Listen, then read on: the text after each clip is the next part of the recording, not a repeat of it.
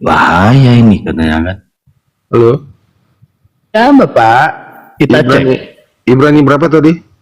Ibrani 3 nomor 1. Silakan Bapak baca sendiri biar Bapak tahu isinya apa ya. Sebab itu hai saudara-saudaraku, pakai hai yang kudus, yang mendapat bagian dalam panggilan surgawi pada pandanglah kepada Rasul dan imam besar yang kita akui, yaitu Yesus. Jadi Yesus ini imam besar dan rasul juga ya Bang Dalbo, sehingga dia tidak mungkin jadi Tuhan. Kan dia rasul. Gini. Lebih tepatnya sebenarnya Bang, kami di Indonesia tetap memakai kata rasul sesuai dengan topologi yang ada di sini. Jadi gini, sebenarnya kata rasul itu kalau di daerah, kalau di dulunya ya, bukan rasul dikatakan selayah, sela, yah itu kan Tuhan, sel. Gini Bang, ketika Abang kena dengan dalil ini, Abang justru ingin mengingkari kata rasul. Tapi kenapa Abang pakai kata rasul ini? Gini. Apakah dulunya karena ada manfaatnya? Bukan. Sekarang karena kami berikan dalil ini di Ibrani 3 nomor 1 ini, justru Abang sebenarnya ini ngikutin yang ada di Indonesia aja gitu. Bentar lagi kalau kena lagi di tulisan Allah contohnya, oh ini bukan, ini Theo sebenarnya. Gini, ya. Karena Abang kena gitu loh. Gini, aku nggak kena, artinya gini. Lanjut dulu ya, sorry ya. Siap Abang. Artinya gini loh Bang, artinya rasul diberi pemahaman kami, otoritas tertinggi yang diberikan kepada manusia dari Tuhan itu sebagai rasul, atau saya sebut tadi selayah. Udah. Jadi dia diberikan kuasa sama Tuhan ya sebagai rasul ya.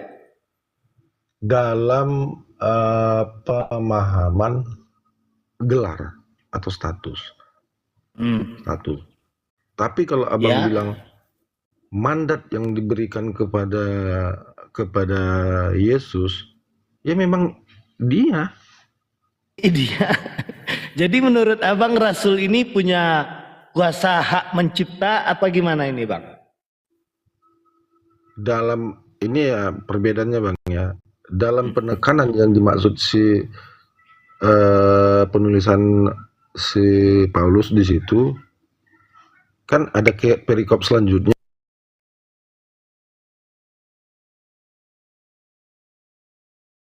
Ya, mumpung lagi jeda teman-teman, tolong dibantu-bantu ya, dibantu tap-tap layar dan disupport Bang Dalbonya teman-teman ya.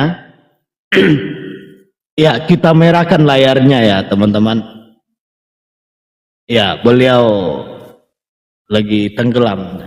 Enggak, di situ Bang, kalau Abang baca ke ayat selanjutnya, cobalah di situ ada perbedaan yang dipandang lebih besar daripada Musa. Tapi kalau Abang penggal pemahamannya, ya kita tadi berbicara apakah Rasul itu adalah Tuhan yang Maha Pencipta, apakah Rasul itu makhluk, dan Abang mengakui Rasul itu adalah makhluk ciptaan dan tidak bisa dia jadi Tuhan. Ternyata di sini sudah kita cek kodam Yesus, dia adalah Rasul Pak. Tapi Bang gini jadi Bang, Abang pun harus baca perikop selanjutnya penjelasan. Makanya kita tidak baca perikop Abang, kita baca dalil yang ada. Gitu. Kalau berdiskusi itu jangan perikopnya Bang. Makna dari dalil yang kita bawa ini maknanya apa coba? Abang jabarkanlah ini maknanya apa coba? Makanya gini loh Bang. Kalau kita melihat sebuah atap ya, itu rumah kita bilang, sebuah atap sengnya kita bilang itu bisa aja. Belum tentu atap itu rumah Bang, tapi itu rumah sudah pasti ada atapnya Bang. Sama kalau Abang tidak lihat Abang analogi Abang salah itu. Belum tentu atap itu sebuah rumah, tapi rumah pasti ada atapnya Bang. Gitu analogi yang bagus. Bukan. Bisa jadi itu kan ayam. Abang salah analoginya. Kalau abang memandang sesuatu sepenggal-sepenggal, ya jadi seperti itu. Makanya kami selalu menekankan, bacalah sepenuhnya. Baca Bang, sepenuhnya. tidak hanya di sini abangku, ternyata dalam Yohanes 5:30 dia juga ngaku utusan. Abang cobalah sekali-sekali iyain kata Yesus, dia itu utusan lo, nggak pernah dia ngaku Tuhan abangku. Ya, nggak pernah. Jadi gini bang, ketika abang patuh kepada Yesus, abang nggak bakal masuk neraka. Justru ketika abang mengatakan Yesus Tuhan, nanti abang diusir gitu loh. Karena itu dianggap sama Yesus pembuat kejahatan. Gini loh bang, kalian pun harus memahami cara sudut pandang kami. Contoh lah, nggak usah jauh-jauh lah. Apa sama sudut pandang kita sama bule tentang hidup ini? Enggak kan? Enggak sama. Apalagi Bang, tentang ideologi gini itu. bang. Memang sudut pandang itu manusia itu nggak ada yang sama abangku. Bahkan sudut pandang aku dengan ibu aku berbeda. Tetapi ketika dengan berurusan dengan akidah bang, contohnya aku tanya nih, ibu rukun Islam berapa ibu? 5 nak. Sama kamu berapa nak? Nggak mungkin aku bilang 7 gara-gara sudut pandang kami berbeda. Pasti aku bilang 5 juga. Karena apa? Pak Pendeta pendekar tauhid, gimana kok bisa sama sih? Kamu kan beda, kamu laki, ibu perempuan. Karena kita ibu punya tuntunan kitab suci gitu loh. Kita punya tuntunan dalam agama kita. Sekarang aku nanya sama ibu, kataku kan gini, ibu itu malaikat yang wajib dipercayai kalau di agama kita berapa ibu? Ada 10 nak. Terus kata ibu, sama kamu berapa nak? Juga 10 bu. Kok kamu tahu gitu? Kok kamu sama ibu pandangannya? Karena kalau akidah itu kita harus satu jalan, harus punya guru, punya literasi nak gitu, punya literasi bu gitu, gitu loh bang. Nggak boleh kita berpikiran sendiri, menafsir sendiri abangku, gitu Biar aku loh. buktikan bang ya. Biar aku Ya, Aku buktikan. Aku simpel-simpel kalau ngomong nih. Gini ya, contoh ya. Sudut pandang kita bilang lah Islam ya, mengatakan Nabi Isa itu adalah nabi. Artinya dia manusia yang dianggap menjadi nabi. Kan begitu. Ya, perbedaannya kami secara iman kita ini ya. Kami mengimani bahwa firman Tuhan itu yang menjadi manusia. Itulah yang kami kenal sebagai Yesus Kristus. Beda kan? Beda.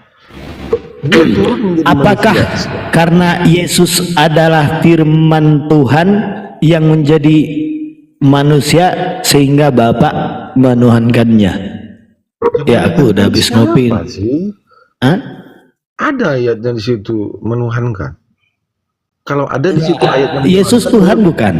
Yesus Tuhan firman bukan? Tuhan yang hidup, yang menjadi manusia, Iya. bang. Dari Apakah karena dia karena firman menjadi manusia dia itu Tuhan? Nah sekarang aku ralat nih karena abang kayaknya yang pelik-pelik sedikit itu abang permasalahkan, sedangkan yang jelas-jelas Yesus mengaku utusan abang malah tuker ya.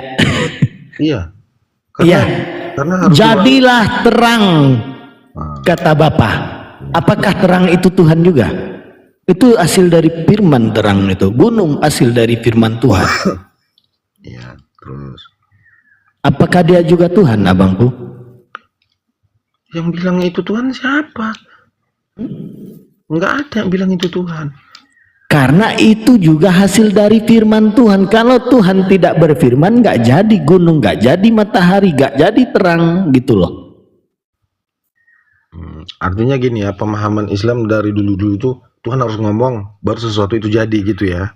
Beda dengan kami. Makanya aku bilang beda. Dia harus ngomong dulu. Jadilah ini, jadilah itu. Itu pemahaman yang Tuhan abang nggak ngomong-ngomong nih. Nah, anggap gini bang ya. Mungkin abang, tapi itu sebenarnya bagian dari sisi hidup kita. Aku orang sakti nih ya. Udah, aku pengen membuat sesuatu nih tanpa ngomong. Dan itu bisa terjadi. Berarti saya lebih dari Tuhan dong. Dan itu bisa terjadi. Masa Tuhan harus ngomong dulu, jadilah kau ini, jadilah kau itu. Ada miliaran, bahkan Enggak. triliunan ciptaan yang ada. Ketika Tuhan abang menjadikan sesuatu itu apa katanya? Coba aku pengen dengar. Dia berkehendak. Saya tidak tahu itu apakah dari ucapan, atau kuasa itu keluar dari tubuhnya sendiri, atau dia muntahkan kalimat, atau dari matanya sendiri keluar sinar. Saya nggak tahu, namanya kehendak. Cuma pemahaman Barat Kita memang cek seperti aja, itu. Pak. Barat juga the word of God gitu. Kalimat Tuhan, kata-kata Tuhan. Kalau saya tidak, pemahaman saya jauh lebih luas. Kalau energi kuasanya yang keluar membentuk sesuatu, menciptakan sesuatu, saya nggak tahu. Bisa aja dari rambutnya atau dari matanya, dari apa. Saya nggak tahu. Pokoknya itu kehendak. Sesuai dengan benak dia, Sofianya sendiri. Nah, begitu kalau pemahaman saya. Beda. Gini Bang, mungkin Abang ini tidak paham dengan arti firman. Firman itu bukan hanya kata-kata, firman juga adalah kehendak dari pencipta alam semesta gitu Bang. Jadi jangan samakan firman kita dengan manusia itu berkata-kata. Karena memang Allah pencipta alam semesta itu tidak sama. Dia lebih mulia, lebih segalanya. Namanya firman ya bisa kata-kata, firman itu juga kehendak dari Allah Subhanahu wa taala gitu loh Bang. Seperti tadi yang saya kembali ke awal bahwa Anda itu mengatakan bahwa Yesus itu Tuhan karena karena Yesus itu lebih mulia. Nah, di Ibrani 3 itu ya. Menyatakan lebih mulia itu tidak menjadikan dia itu sebagai Tuhan. Nah, coba dibaca di ayat selanjutnya ini ya, di yang Ibrani 3 ayat nomor 6. 5 ya. 5 dulu. Dan Musa memang setia dalam segenap rumah Allah sebagai pelayan untuk memberi kesaksian tentang apa yang akan diberitakan kemudian. Nah, yang 6-nya. Tetapi Kristus setia sebagai anak yang mengepalai rumahnya. Nah, di sini satu sebagai pelayan, satu sebagai kepala rumahnya. Tidak menerangkan bahwa Yesus itu sebagai Tuhan, tetap sebagai pelayan semua. Satu pelayan, satu kepala pelayan, gitu loh. Tidak ada yang menjelaskan bahwa Yesus itu sebagai Tuhan di situ. Tetap sebagai Rasul. Jadi gini, gitu loh, Bang. Nggak ada sebagai Rasul dalam pemahaman kalian. Nggak ada itu sesuai dengan kata rasul itu berasal dari kami umat Islam. Rasul adalah utusan. Kalau bahasa Indonesianya itu utusan. Yang memberitakan ajaran-ajaran dari Allah Subhanahu wa taala. Tapi disanggal juga itu Mang Tuan. Tuh katanya dari bahasa Arab bukan dari Islam, katanya gitu. Bukan. Karena kalau kalian baca kembali, kalau kalian membaca kembali ke kisah para rasul, Paulus 3 tahun itu di Arab. Makanya ada kemiripan antara Lukas, penulisan Lukas dengan surat Maryam. Itu tradisi lisan yang disampaikan Paulus di Arab selama 3 tahun. Perhatikan, bacalah baik-baik, bongkar baik-baik ayat per ayat. Kenapa ada kemiripan? Itu tradisi lisan yang disampaikan Paulus 3 tahun selama ada di Arab. Tapi tidak bisa membuat artinya berubah. Utusan menjadi yang mengutus. Tetap Rasul itu meskipun di Arab mungkin dulunya ya, tetap Rasul itu adalah utusan yang diutus gitu. Tidak bisa berarti Allah pencipta alam semesta gitu loh. Tetap utusan. Yang sedangkan utusan yang namanya utusan itu pasti hamba. Lagi itu paham siapa? Iya. Ya, mau bahasa Arab, bahasa Cina, mau bahasa India, yang penting yang namanya utusan itu adalah makhluk, bukan Tuhan. Ya. Antara utusan sama Rasul sama ya pemahamannya. pengertian dari rasul itu apa, Pak? Coba definisi rasul itu menurut Bapak apa? Coba. Rasul otoritas tertinggi yang diberikan Tuhan Nah, sebagai mandat rasul itu manusia. yang diutus tidak? Diutus, Siapa yang mengutus rasul? diutus. Iya, yang mengutusnya siapa? Tuhan. Ya, apakah rasul itu adalah Tuhan? Nah, yang membilang astaga dari tadi ku bilang kan dia bukan Tuhan, manusia.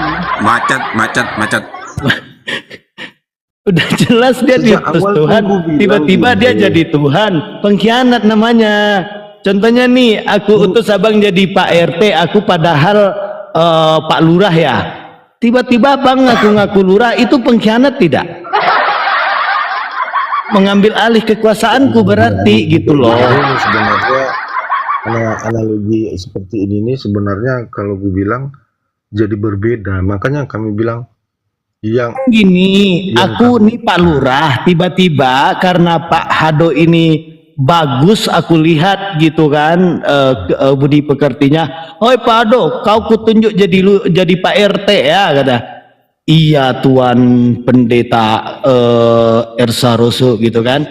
Setelah berjalan beberapa lama, tiba-tiba udah terdengar kabar Pak Hado ini jadi lurah, sedangkan aku masih jadi lurah ini, dua lurahnya gitu kan.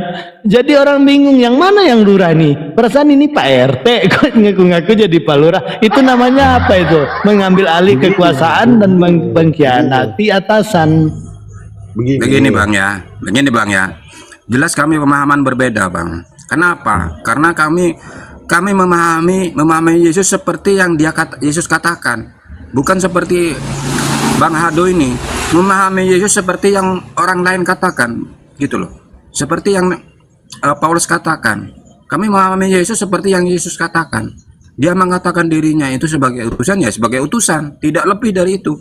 Kenapa? Utusan itu adalah pangkat yang tertinggi yang didapat oleh manusia dari Allah Subhanahu wa taala. Tidak ada yang lebih tinggi daripada itu. Itu bang. Yang lebih tinggi dari itu adalah ya Sang Halik, Sang Pencipta. Itu bang. Kalau Anda memahami Yesus dari orang lain bukan dari Yesus, ya kita memang harus berbeda. Makanya saya bilang tadi, apakah Rasul sama utusan itu di tingkat yang sama? Halo? Utusan itu bahasa Indonesia bang. Rasul itu bahasa Arab. Oh gitu. Sedangkan pemahaman kami, ya saya bilang tadi tingkatannya ya.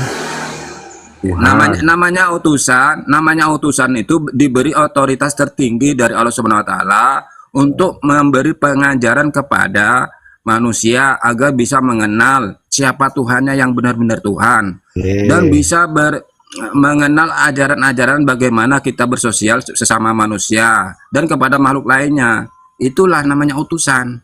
Dia itu diberi otoritas yang tertinggi dari Allah Subhanahu wa taala. Itu bang, artinya bang. Itu artinya Rasul.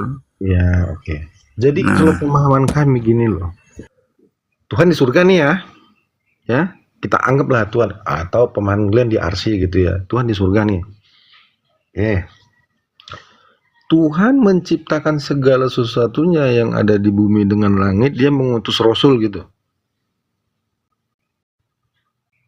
Dia mengutus Rasul atau mengutus firman-Nya? Menciptakan yang ada di atas langit maupun yang ada di bumi, dia mengutus Rasul gitu ya. Jadi pemahamannya. Bang, Allah Subhanahu wa taala berfirman, bukan mengutus firman-Nya. Astaga. Dengan firman-Nya tersebut, terciptalah alam semesta dan segala isinya. Dengan firman-Nya tersebut, kita itu diberi pengajaran. Dengan firman-Nya tersebut, Allah Subhanahu wa taala itu mengutus, menjadikan utusan makhluknya, salah satu makhluknya yang mulia, yaitu Yesus. Di agama Anda ya, kalau di agama kami itu Nabi Muhammad SAW. Begitulah. Jadi firman itu adalah perkataan, ketetapan dan kehendak Sang Khalik, pencipta alam semesta. Ini sama Gitu, Bang. juga gini, Bang. Bang. Tanpa perantara malaikat, pada saat Tuhan berbicara kepada manusia atau orang-orang kudus ataupun nabi, imam, segala macam tanpa perantara malaikat, itu dia mengutus rasul atau gimana sih? Makanya aku bingung. Kata utusan itu kok disandingkan dengan rasul? Boleh bang, izin sedikit bang. Pemahamannya nanti kan? Sedikit. Kenapa Tuhan itu mengutus berfirman melalui para malaikat, ya harus ada nabinya, ada rasulnya. Kenapa harus ada perantaranya? Tanpa perantara pun bisa, Bang. Oh, nggak bisa bang, ya nggak bisa. Kita ambil contohnya gampangnya gini contohnya ya. Abang di situ, ya ketika abang kalau kita di Komers suka ada doubling nggak bang? Ya ada nggak itu namanya doubling, storing induksi itu bang. Iya. Kenapa dia bisa ada itu bang? Ya karena ketika Tuhan itu turun, kalau dia benar turun, suaranya turun, semua yang ada di alam semesta ini kepunyaan dia, ciptaan dia, energinya dia, haknya dia. Nah, ketika dia bertemu, ya, yang punya kuasa bertemu dengan energi yang ada yang sekian banyak ini ya, dia akan bertemu, tumpah dia bang, pecah dia, nggak mampu. Makanya gunung itu pecah karena energi yang sama banyak. Doubling gimana sih kalau doubling bang? Ya, suara kita nih. Ya abang di situ pakai suara yang sama, dia doubling, nggak kuat bang. Emang harus ada perantaranya. Seperti itu aja bang, silakan. Sama seperti ini tuh bang. Apabila penampung di rumah abang itu langsung dari PLN gardu utama itu pecah tuh bang, semua rumahnya pun pecah. Tapi ini kan difilter, dikonvers dengan cara Begini, yang Bang, saya ya. tidak tahu. Kenapa Allah itu untuk mengenalkan dirinya, memberikan pengajaran kepada manusia itu melalui perantara? Kenapa? Karena manusia itu diberi hak pilih untuk mengikuti dan juga untuk tidak mengikuti. Diberi kekuasaan untuk itu manusia itu. Kalau memang Allah secara langsung memasukkan perintah dan udah pasti dilakukan. Itu bukan berarti bahwa manusia itu tidak ada hak pilih, sama dengan malaikat. Langsung langsung mengikuti perintahnya. Karena kita itu sebagai makhluk ya. Itu saya perasaan ribet banget jadi tuannya Oten ya bang ya. Harus turun dulu. Pahami dulu.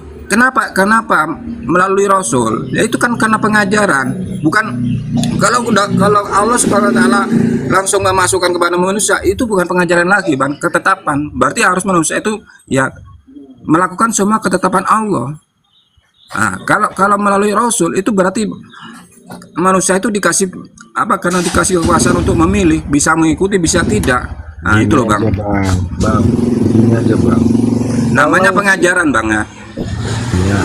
Kalau Adam bisa langsung berkomunikasi kepada Tuhan, mengapa di saat abad pertama lagi kita bilang Masehi ya, awal mula Masehi, kenapa tidak bisa firman-Nya menjadi perantara kepada manusia, sedangkan Adam langsung berkomunikasi kepada Tuhan? Makanya saya bilang, kalau abang memandang sesuai dengan pijarnya abang, nggak pernah ketemu kita bang, nggak pernah ketemu. Kenapa? Abang tidak menerima. Kalau firman-Nya itu langsung ke manusia, itu bukan lagi utusan, tapi sudah berbicara langsung, ya kan?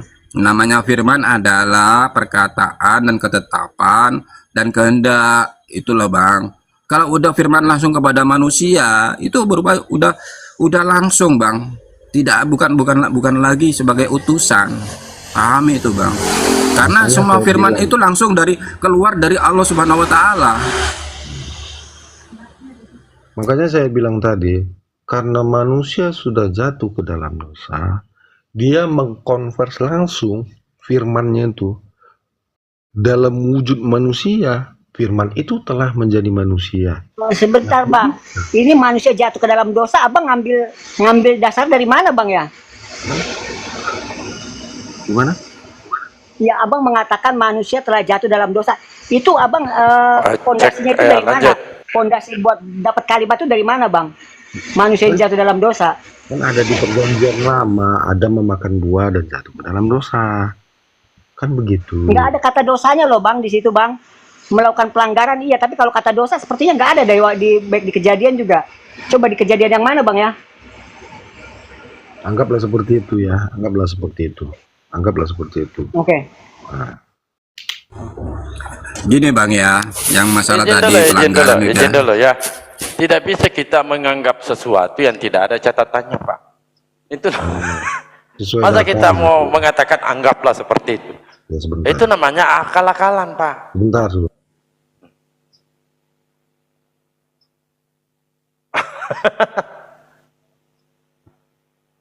Dari tadi dia nggak nampilin data, ya. Cuman berangan-angan aja. Masa anggaplah seperti itu? Enggak bisa lah. Kalau kita menganggaplah seperti itu, aneh jadinya, Pak. Itu Jadinya artinya gini loh. kita karang-karang. Enggak saya karang-karang. Kalau saya katakan itu Abang tadi mengatakan pelanggaran, oke. Tapi kalau saya bilang ya jatuh ke dalam dosa, itu menurut kalimat saya dari apa yang sudah berkembang, kan begitu. Artinya kan Ya dosa kan itu kita juga berbicara pelanggaran, Adam toh. nih, Pak. Enggak, Di mana Adam dikatakan Oke. berdosa dalam kejadian ketika dia mau memakan buah itu. Nah, melainkan yang terkutuk di situ itu iblis atau ular. Gak bisa kita narasikan, anggaplah seperti itu. Wah, masa oke, itu nanti yang lain ya, yang nanti jadi kemana-mana. Ini kita tetap fokus. itu seolah-olah manusia dikutuk, padahal yang dikutuk adalah iblis di situ. Itu nanti kalau itu saya masih paham lah kalau untuk itu. Kita kembali ke Yesus Tuhan atau utusan, kan begitu ya. silakan. Oke. Kan sudah saya katakan kembali, dia memang utusan, tapi dalam sudut pandang kami bukan dari manusia yang diangkat menjadi nabi atau rasul gitu, tapi dia adalah firman yang menjadi manusia gitu, untuk mewujudkan daripada kehendak Tuhan itu sendiri. Makanya Sofia ataupun benak yang ada di dalam dirinya itu diutus menjadi seperti manusia. Gini bang ya, di kitab Anda itu ya, Yesus itu lahir sebagai manusia, ya kan, sebagai manusia. Dan para malaikat pun juga mengatakan bahwa Yesus itu anak manusia, ya kan. Dan Yesus sendiri pun mengatakan bahwa dirinya itu sebagai utusan, tidak pernah mengatakan dia itu sebagai Tuhan. Yang Anda ikuti adalah pendapat Anda sendiri atau pendapat dari Yesus atau para malaikat? Coba Anda pikirkan. Coba Anda pikirkan itu. Gini Bang ya. Sebenarnya itu harus ditranslate juga. Tapi karena saya mengerti dikit-dikit contoh nih. Yang disebut dengan anak manusia itu disebut dengan Mesias. Contoh, dia mengapa banyak gelarnya anak domba? Artinya firman yang dikorbankan. Itu punya arti sendiri semua itu. Anak manusia. Tapi huruf besar ya. Abjadnya A-nya itu besar ya. Anak manusia gitu. Bukan anak manusia dalam huruf kecil. Jadi itu semuanya harus ditranslate semua tuh Bang. Bang, gini ya. Siapa arti yang saya tahu, jadi kalau abang yang saya tahu dia seperti saya atau abang nggak bisa. Yang saya tahu Yesus mengatakan dia adalah penggembala, bukan sebagai dombanya. Antara penggembala dan domba itu beda jauh, Bang. Iya, dia memang gembalanya. Waalaikumsalam warahmatullahi. Gembala agung. Makanya kami mengenal Kristus itu adalah gembala agung. Assalamualaikum warahmatullahi wabarakatuh. Coba Bang, sekali-kali didalilkan. Semana. Kalau memang Anda dudukan Yesus itu adalah Tuhan berdasarkan Bible, ya dalilkan. Kalau Yesus itu Tuhan berdasarkan Kristen, itu jelas. Yesus itu Tuhan berdasarkan Kan begitu. Nah kalau kita mau bertanya siapakah Yesus menurut Yesus, kalau menurut Kristen pastilah Tuhan. Tapi apakah ada Yesus mengatakan hal demikian? Tidak. Bahkan Yesus mengatakan engkau harus menyembah kepada Tuhan Allahmu, hanya kepada Dia sajalah engkau berbakti. Jadi gini loh, kan saya jelaskan lebih sederhana lagi ya. Jadi di penulisan, di semua penulisan ya, biar lebih jelas, tidak pernah dikatakan Yesus itu adalah Bapa. Tidak pernah juga dia dinyatakan Bapa yang menjadi manusia ya. Tidak pernah juga dinyatakan Roh Kudus yang menjadi manusia. Dia dinyatakan hanya sebagai firman yang menjadi manusia. Tidak pernah di situ dikatakan lalu Bapa menjadi manusia. Tidak ada. Nah, Tidak itu yang dibantah oleh Yesus. Apa kata Yesus? Dalam Yohanes 5:36. Di sini kata Yesus ya. Dia bantah kesaksian Yohanes. Kan yang Anda bawa itu kesaksian Yohanes. Nah, di dalam Yohanes 5:36. Tetapi aku mempunyai suatu kesaksian yang lebih penting daripada kesaksian Yohanes, yaitu segala pekerjaan yang diserahkan Bapa kepadaku, supaya aku melaksanakannya. Pekerjaan itu juga yang kukerjakan sekarang, dan itulah yang memberikan kesaksian tentang aku bahwa Bapa yang mengutus aku. Bapa yang mengutus aku, Dialah yang bersaksi tentang aku. Kamu tidak pernah mendengarkan suaranya, rupanya pun kamu tidak pernah lihat. Lalu siapa yang Anda ikuti? Yesus, Paulus, atau Yohanes? Loh, Ini kesaksian Yesus tentang dirinya sendiri. Gini loh Bang, semua yang namanya Kristen ya, jadi ada tanda kutip yang sudah namanya Kristen itu pengikut Kristus. Jadi banyak juga Kristen pengikut gereja. Banyak, iya, banyak Kristen yang pengikut gereja. Anda ini pengikut Yesus atau bukan? Saya tanya pengikut coba. Kristus, Apa itu Kristus, Pak? juru selamat. Orang yang diurapi. Ya oke lah, anggap ya orang yang dirapi. Ajaran apa yang diajarkan Yesus yang Anda lakukan? Ajaran apa yang diajarkan Yesus yang paling inti? Karena Yesus berkata Pak dalam Yohanes 12:14. Kalau ada, tidak ada pengikut Yesus sekarang ini Pak, tidak ada. Nggak ada. Iya, tidak ada. Pentuhan Yesus ada. Aku pun heran juga ya. Kalau nggak ada, berarti kami ini pengikut siapa gitu. Ini Anda jatuhnya mengklaim mentuhankan Yesus. Pengikut Yesus tidak ada yang mampu Pak mengikuti apa yang Yesus lakukan. Tidak ada. Nggak ada ya. Tidak ada. Pentuhan Yesus ada. Seperti Anda ini adalah pentuhan Yesus. Tapi apakah Yesus mengakui? Tidak. Siapa yang memanggil Yesus Tuhan akan diusir oleh Yesus. Diusir, bahkan itu tidak dikenal. Yang berulang-ulang, paham. Tapi kan kalimat di bawahnya nggak abang baca juga. Silakan Anda baca. Satu perikop.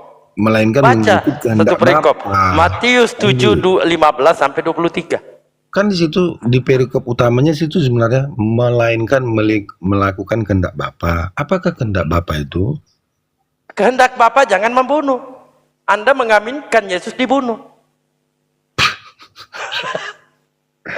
Kehendak siapa Yesus mati di tiang kayu salib? Apakah kehendak Bapa?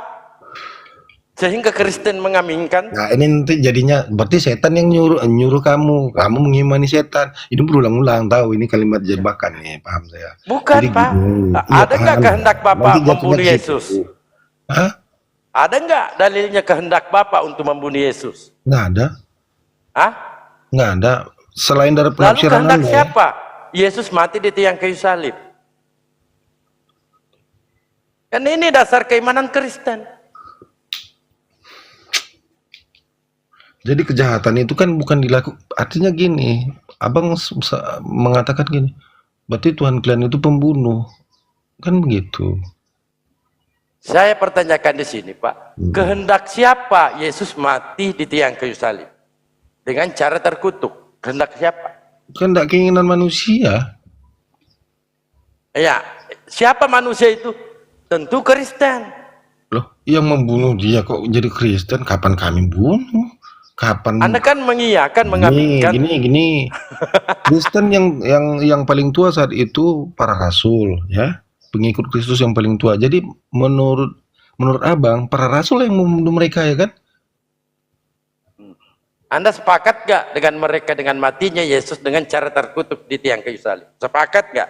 Itu kan menurut sudut Saya pandang tanya, Anda perjanjian sepakat lama. nggak? Menurut sudut perjanjian lama, Abang. Saya tanya abang ini kan Kristen nih, sepakat nggak Yesus mati terkutuk di tiang kayu salib? Menurut sudut perjanjian lama itu Saya terkutuk. tanya bapak ini kan Kristen, Anda sepakat nggak?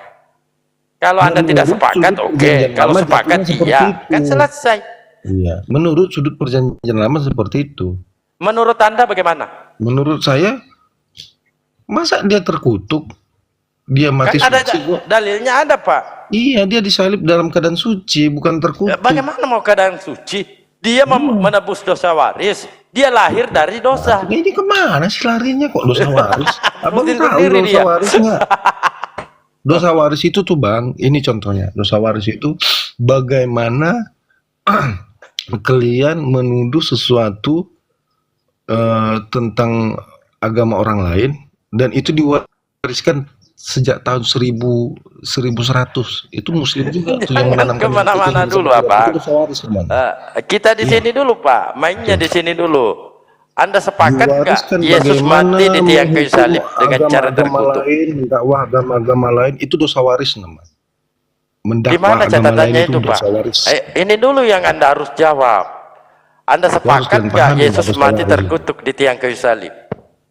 Nah, Hah? menurut sudut perjanjian lama, orang yang mati di kayu salib itu terkutuk.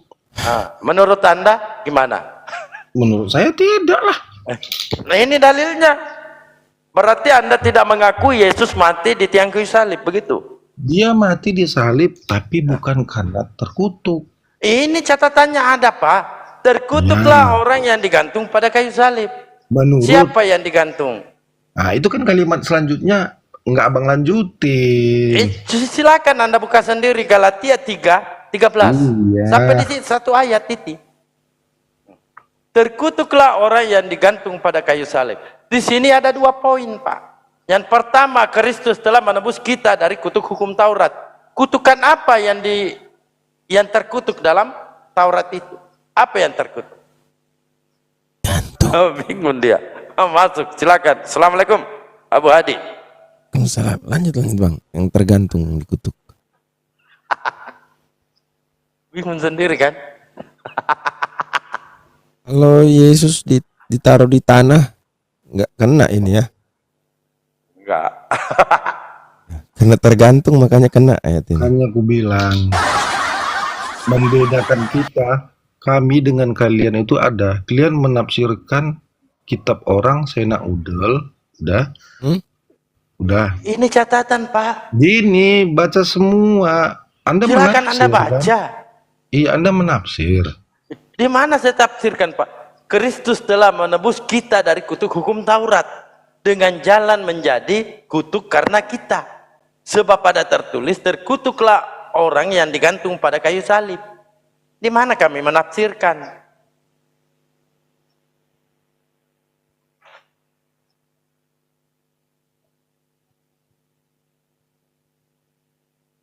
Ini bahayanya mereka. Lembut tapi gimana ya? Bukan masalah lembut.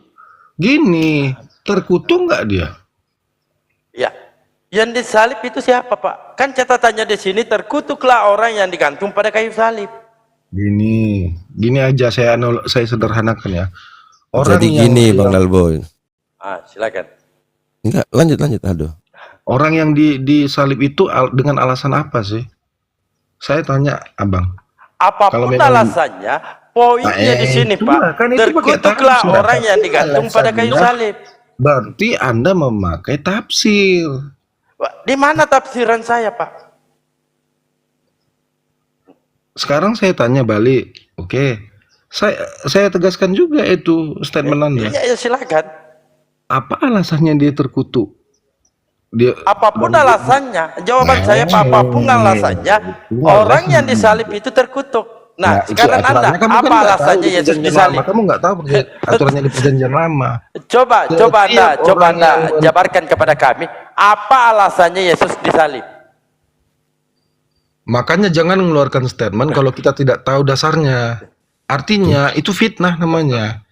Apa dasarnya Anda Nggak mau mengatakan saya, Yesus nggak mau mati di saya. tiang kayu salib? Makanya dari awal saya bilang, kalau Anda tidak lulus dari perjanjian lama, jangan coba-coba masuk ke Coba perjanjian Anda baru. jabarkan. Tidak mau Ada saya. dua, dengarkan Bang. Ada dua di sini. Iya. Yesus menebus kutukan. Pertama, kutukan apa yang ditebus Yesus berdasarkan perjanjian lama?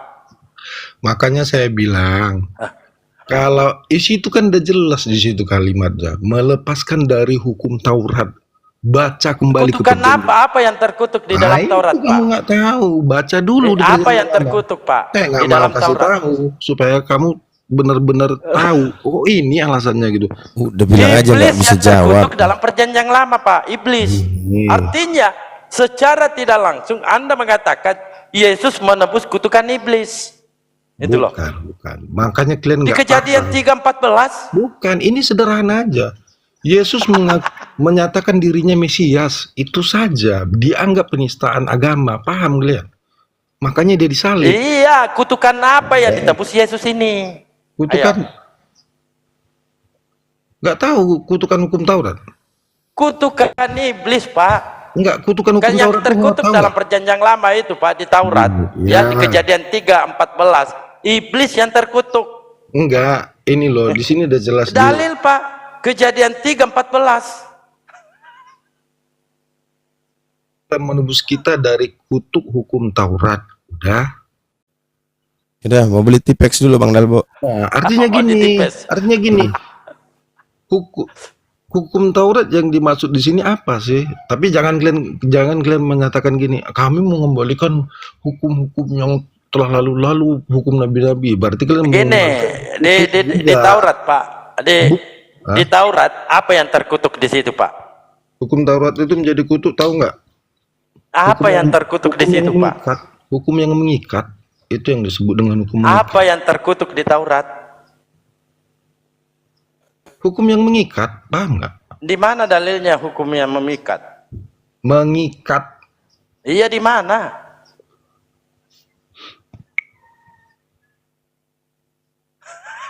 Assalamualaikum warahmatullahi wabarakatuh. Bingung dia. Silakan masuk, Bang Pro Erwin Tipis-tipis atau Abu saja, Adit. tipis-tipis saja. Lanjut. Sebetulnya di Galatia 3:13 ini ya menyatakan bahwa Yesus itu menjadi kutuk ya. Saya bacakan ya. Kristus telah menebus kita dari kutuk hukum Taurat dengan jalan kutuk. Dengan jalan apa? Dia jadi kutuk. Jadi hina. Siapa yang mengatakan bahwa itu orang-orang Kristen itu bahwa Yesus mati mulia? Dia jadi kutuk kok yang tertulis di Galatia 3:13 ini.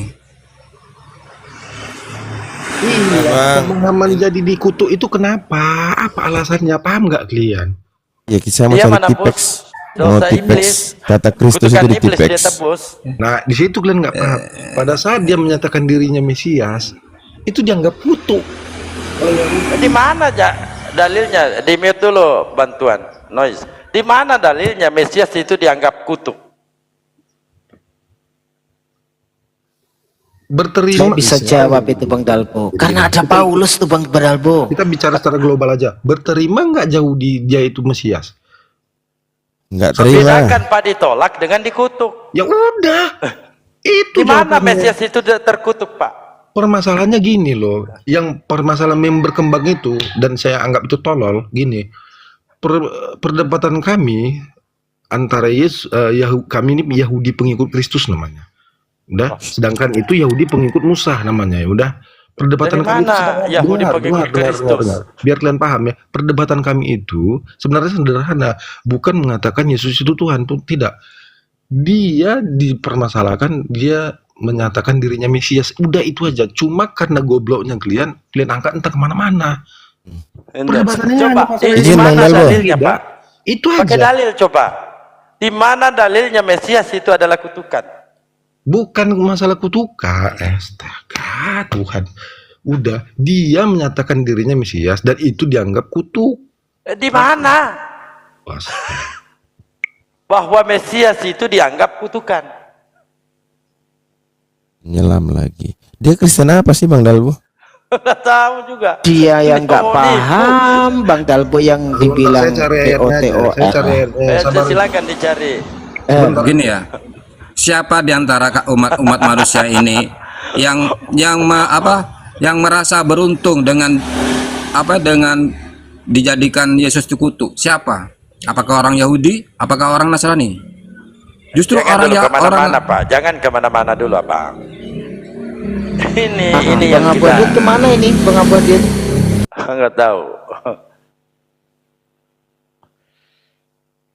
Sebenarnya Ini yang kalau kita dikatakan- lihat ya ini Bang yang Dalbo ya, dikatakan di dalam Al-Quran. Wa makaru wa makarallah. Wallahu khairul makirin. Ini ya orang-orang seperti ini.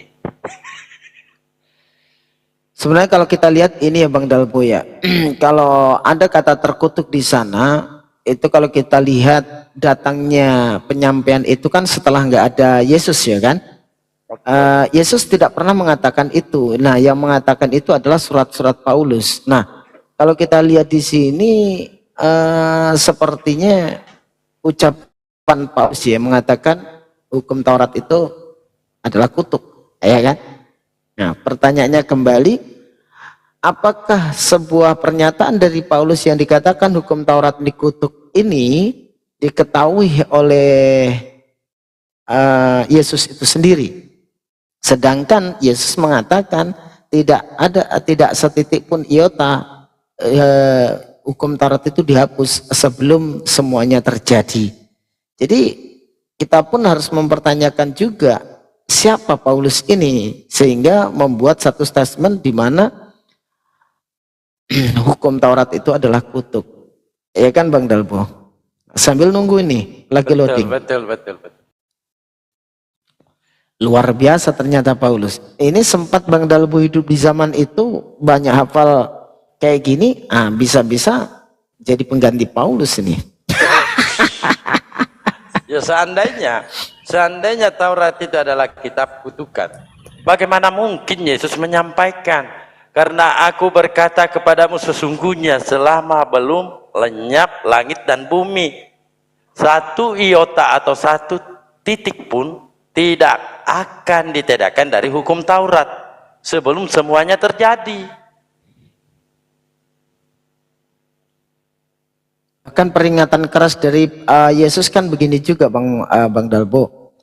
Karena itu siapa yang meniadakan salah satu perintah hukum Taurat sekalipun yang paling kecil dan mengajarkannya demikian kepada orang lain, ia akan menduduki tempat yang paling rendah di dalam kerajaan surga, ya kan? Jelas sekali itu. Satu titik saja, satu perintah saja ditinggalkan, itu menduduki kerajaan surga. Bingung dia Bang. Dikiranya Bang Dalbo mungkin baru nanti tadi malam baca Bible ya kan?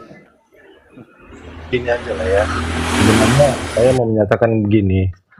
Di dalam iman Kristen itu kami tidak, sudah saya berulang-ulang kali saya katakan, kami tidak meniru nabi, tapi kami meniru firman. Nah, kami bukan berarti tidak percaya kepada nabi.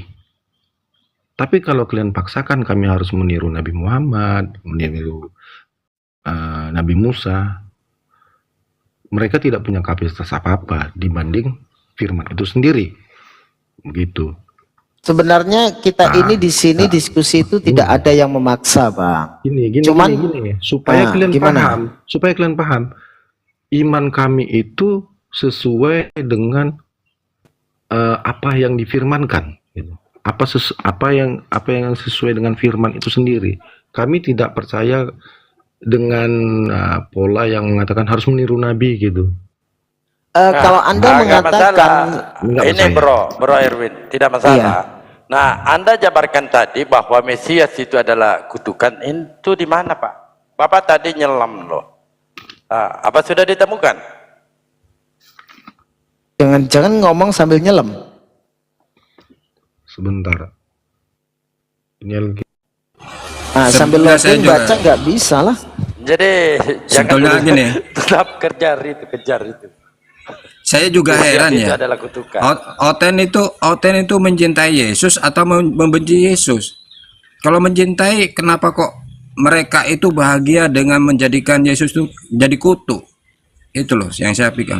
Nah, ini Just- bedanya pemahaman Islam dengan pemahaman Kristen. Kalau kita melihatnya itu membenci, mereka ternyata menganggapnya memuliakan. Nah, ini Bang Dalbo yang kadang-kadang logika terbalik ini. Betul. Jadi Logikanya terbalik. Betul. Mereka menyatakan bahwa tunggu dulu, Pak. mencintai. Ketika dia muncul lagi, tanyakan lagi tuh supaya dia nyelam terus. Iya. Mereka menyatakan mencintai tapi bahagia dengan Yesus jadi kutuk, menganggap bahwa semuanya itu bahagia dengan menjadi kutuk. Mereka bahagia udah bebas semua dosa-dosanya, menari-nari di depan di gereja. Ya itu saya bingung juga, sampai sekarang saya bingung cara berpikirnya bagaimana gitu. Jangan melebar apa. Melebar nanti. Bang Jangan Hado, melebar. Bang Hado. Anda kalau googling nggak terdengar Anda bicara. Lanjut aja. Coba. Jangan nyelam. Nanti kepleset. Nanti kepleset bahaya Bang Dalbo. Kepleset. Di bawah ada lugah. Saya hanya ingin tahu ini dari Bang Hado, katanya mengikuti sesuai perkataan. Kalau memang sesuai perkataan firman, yang kalau memahami firman di sana adalah Yesus, mengikuti perkataan Yesus, nggak jadi Kristen Bang Dalbo. Jadi Ya, tadi Yahudi. Dia kan tadi mengatakan tidak mengikuti Nabi, tidak mengikuti Rasul, dia mengikuti firman. Firman yang mana? Ya oke, Apa kita firman bumi? ikuti Itu Bang. Kita, peralihan, kalau Bang. Itu nantinya peralihan. iya. Karena ini yang Kalau firmannya, yang mereka kalau firmannya jabarkan Yesus, tadi, tunggu dulu Bang. ya ikuti Yesus, ya Yang kan? dia jabarkan tadi itu, Mesias itu adalah kutukan. Jangan mau dialihkan. Jadi permasalahannya kan sederhana aja, itu di Yohanes 19 ayat 7. Maka saat orang Yahudi kepadanya, pada kami ada satu hukum, dan menurut hukum itu wajiblah ia mati, sebab ia mengatakan dirinya anak Allah. Itunya permasalahannya. Di mana Mesias itu Pak? Adalah Coba kutukan. baca 19 ayat 7. Yohanes 19 ayat 7. 19, baik. Kita Ayat baca. Jawab orang-orang Yahudi itu kepadanya, kami mempunyai hukum dan menurut hukum itu ia harus mati. Sebab Itu ia dia. menganggap dirinya itu sebagai anak Allah gitu. Iya. Itulah dia. Anak Allah di sini maksudnya apa sih? Mesias. Kita kan membicarakan tentang kutuk yang dikatakan oleh Paulus, bahwasanya hukum Taurat itu adalah kutuk. Yang kita bicarakan kan gitu.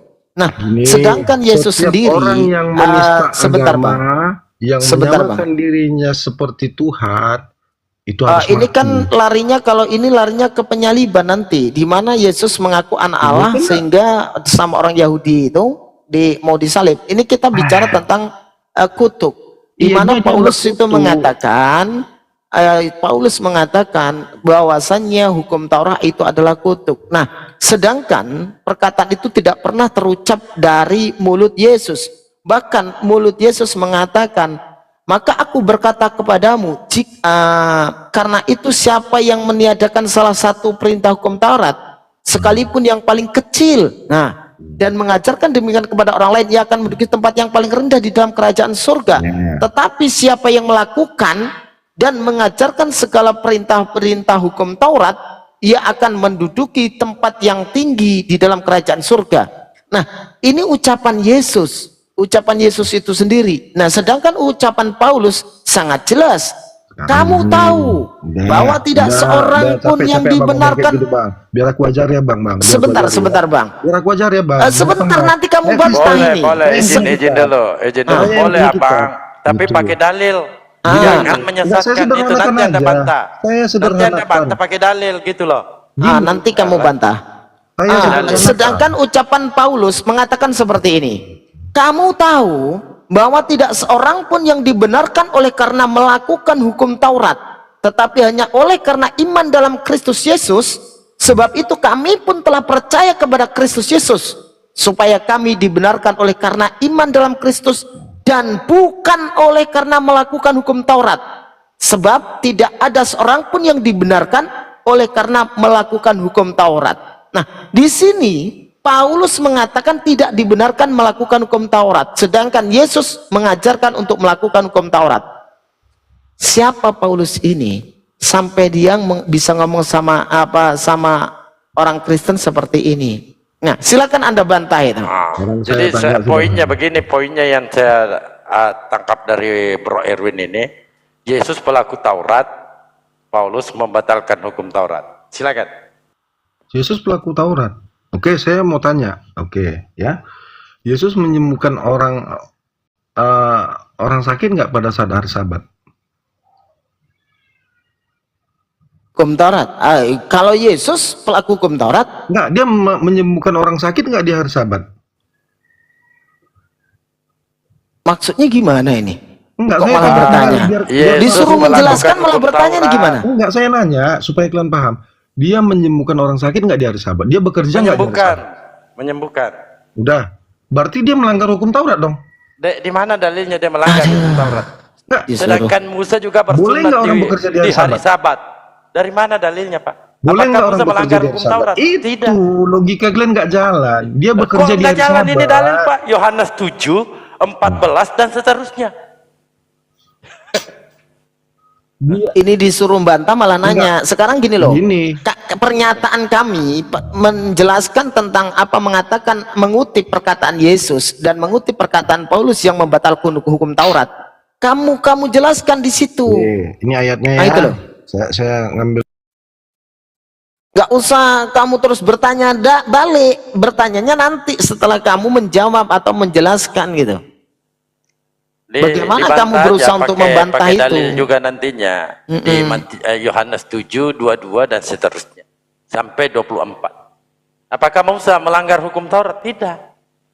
Maka di sini dikatakan dalam Yohanes 7:19, bukankah Musa yang telah memberikan hukum Taurat kepadamu? Namun tidak seorang pun di antara kamu yang melakukan hukum Taurat itu. Mengapa kamu berusaha membunuh aku, kata Yesus. Jadi yang berusaha membunuh Yesus ini orang-orang yang tidak mau melakukan hukum Taurat. Itulah, termasuk orang Farisi. Siapakah dia? Paulus. Lanjut. Mau ngajari kita, dia sendiri ngomong sambil googling. Masih loading. Mau ngajari gimana? Aduh, kamu ngajari kita tapi googling. Gimana Bang Dalbo? Mau nginjili Bang Dalbo salah lawan kalau sambil googling. Ayat 9. Ya, itu udah jelas itu. Apa? Berapa? Lalu kata Yesus kepadanya, bangkitlah engkau, angkat tilammu dan berjalanlah. Maka seketika itu juga sembuhlah orang itu. Saya potong ya. Sebab itu orang-orang Yahudi berkata kepada orang yang disembuhkan itu, hari ini adalah hari Sabat. Tidak patut bagimu membawa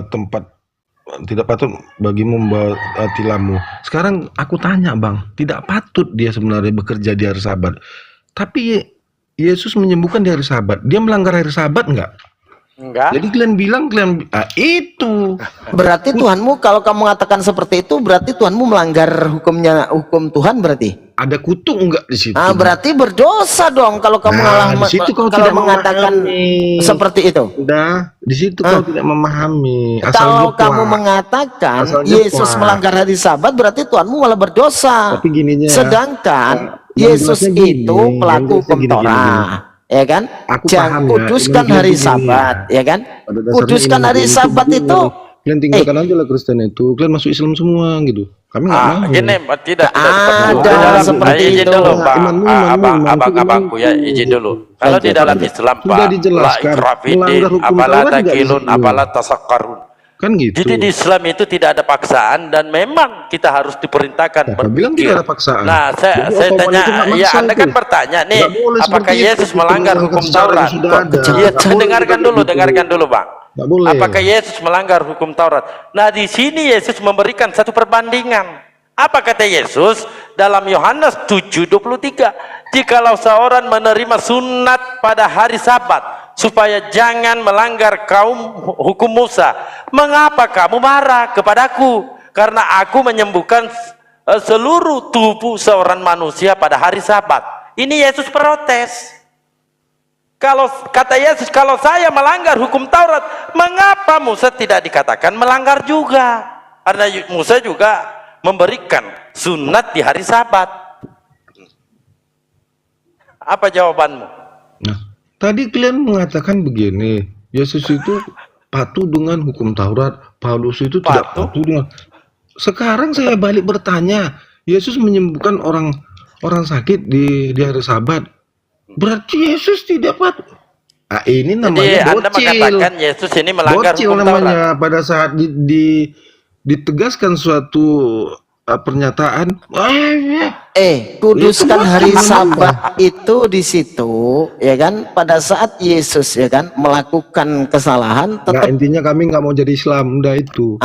tidak Udah. ada paksaan. Di Tidak sini ada yang diskusi, paksa Bang. sama Islam, Pak.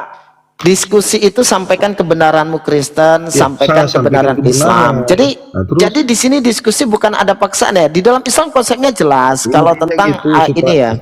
supaya Jadi orang Tuhan tahu. Islam Islamnya itu seperti tidak itu. ada Kami memaksa tidak mau. orang lain untuk masuk Islam. Iya, Beda itu kan- dengan itu Kristen bahasamu. mengadakan misionaris. Nah, sebenarnya kalau tentang memaksakan atau mengembangkan kayak seperti kristenisasi itu yang ada di Kristen, adanya misionaris. Kan saya Kalau dari Islam awal jelas sudah tidak saya ada bilang. paksaan dalam menganut agama Islam. Sesungguh telah sekalipun- jelas jalan yang benar dari jalan yang sesat. Saya Siapa yang ingkar sekalipun kepada orang tagut, Kristen, kalau ada orang bodoh masuk ke dalam agama Kristen, tidak saya terima itu. Ngapain orang bodoh masuk dalam agama? Nah, kumpulan bagaimana Pak orang bodoh masuk bodoh? Iya. Kumpulan orang bodoh itu adalah Mau Kristen, saya. Pak. Kenapa saya Jadi katakan kumpulan orang bodoh mereka saya. tidak percaya apa yang disampaikan Yesus. Nah, di dalam Kristen itu, Pak, Kristen yang mengatur Tuhan. Contoh. Nah, ini curhatan Yesus. Apa kata Yesus? Jikalau seorang menerima sunat pada hari Sabat supaya jangan melanggar hukum Musa, mengapa aku dimarahi? Kata Yesus.